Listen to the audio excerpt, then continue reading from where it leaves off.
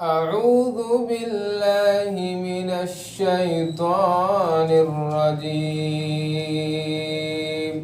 بسم الله الرحمن الرحيم السلام علیکم ورحمۃ اللہ وبرکاتہ۔ آج ہمارے درمیان الحمدللہ مولانا عبدل وحید صاحب نوجوان عالم دین ہم کو مخارج کے ساتھ حروف کی ادائیگی کے ساتھ تعوذ اعوذ باللہ من الشیطان الرجیم کس طرح پڑھنا ہے سکھائیں گے انشاءاللہ۔ الشیطان الرجیم پہلے ہے حمزہ ہے، اس کے بعد عین ہے۔ غلطی ہو جاتی ہے کہ حمزہ اور عین دو بھی ایک ہی طرح پڑھ لیتے ہیں، اس لیے ہمیں کیسا پڑھنا ہے؟ اعوذ جیسا پہلے حمزہ کی آواز آنا ہے، اس کے بعد عین کی آواز آنا ہے۔ اعوذ اعوذ بعض لوگ پڑھ لیتے ہیں اعوذ اعوذ پڑھ لیتے ہیں، تو اس میں ہمیں فرق کرنا ہے۔ کیا ہے؟ پہلے حمزہ ہے، اس کے بعد جو ہے سو عین ہے، جیسے اعوذ۔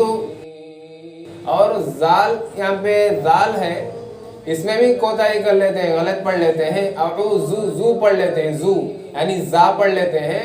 اس طرح ہمیں نہیں پڑھنا ہے، بلکہ دال ہے، دال کے بعد جو زال آتا ہے اس کو اپنی زبان کو ذرا دانتوں کے باہر نکال کر اس کو ادا کیا جاتا ہے، جیسے اعوذ اور باللہ من الشیطان الرجیم۔ اور یہاں پہ تا ہے، اس کو تا کو موٹا پڑھنا چاہیے، جیسا کہ تا ہے، جیسا علم ترا ہے، یہ تا الگ ہے اور من الشیطان الرجیم کا جو تا الگ ہے، تو اس لیے ہمیں کیا کرنا ہے؟ یہ تا کو الگ پڑھنا ہے، اس کو الگ پڑھنا ہے، جیسے من الشیطان تا کی طرح اس کو پڑھنا ہے، من الشیطان الرجیم۔ اعوذ باللہ من الشیطان الرجیم اعوذ باللہ من الشیطان الرجیم۔ ماشاء اللہ، قاری صاحب کو اللہ تبارک و تعالی جزائے خیر عطا فرمائے۔ اب مولانا سے ہماری درخواست ہے کہ تسمیہ بسم اللہ الرحمن الرحیم کس طریقے سے پڑھنا ہے یہ بھی ہم کو سکھائیں۔ بسم اللہ الرحمن الرحیم۔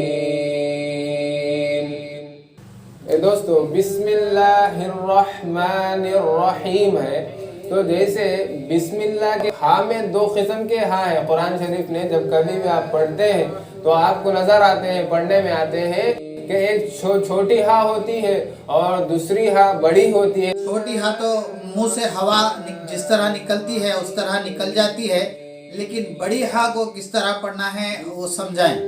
جیسے ہا ہا یعنی اس طرح اندر سے، اللہ کے اندر سے اس کو نکالا جاتا ہے، اسی وجہ سے بسم اللہ الرح را کو بھی موٹا پڑھنا ہے اور بڑی ہا کی بھی ادائیگی ہمیں کرنا ہے۔ دوسرے لوگ پڑھتے ہیں بسم اللہ الرحمن الرحیم کی طرح پڑھتے ہیں، اس میں جو ہے سو چھوٹی ہا بھی ایک ہی ہو گئی اور بڑی ہا بھی ایک ہی طرح ہمیں سنائی دے رہی ہے، تو بسم اللہ الرحمن الرحیم۔ اور الرحیم میں بھی بڑی ہا ہوتی ہے، الرحیم میں بھی بڑی ہا ہوتی ہے، اس کو اندر سے نکالنا پڑتا ہے، اگر تم اس کو اگر نہیں نکالو گے تو چھوٹی ہا ہو جاتی ہے، پھر چھوٹی ہا اگر اس میں ایڈ ہو جاتا ہے تو معنی مطلب بگڑ جاتے ہیں، اس وجہ سے چھوٹی ہا کو چھوٹی ہا کی طرح اور بڑی ہا کو بڑی ہا کی طرح پڑھنے والے بنے۔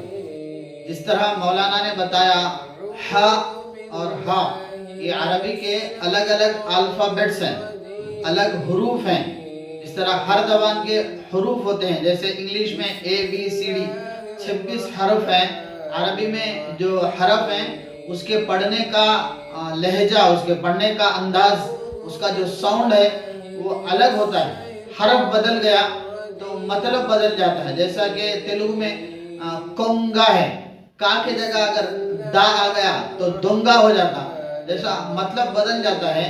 اسی طرح عربک جو حروف ہیں اس کو پہلے حروف کو پڑھنے کا انداز، وہ حرف کہاں سے نکلتا ہے، وہ حرف کہاں سے نکلتا ہے، اس کے مخرج کو اپنے مسجد کے امام صاحب کے ساتھ، علماء اور حفاظ کے ساتھ بیٹھ کر اس کو سیکھنے کی، تجوید کے ساتھ صحیح انداز میں قرآن پڑھنے کی ہم سب کو کوشش کرنا ہے۔ اللہ ہم سب کو توفیق عطا فرمائے۔ فرمائیں۔ اللہم آمین۔ الرحیم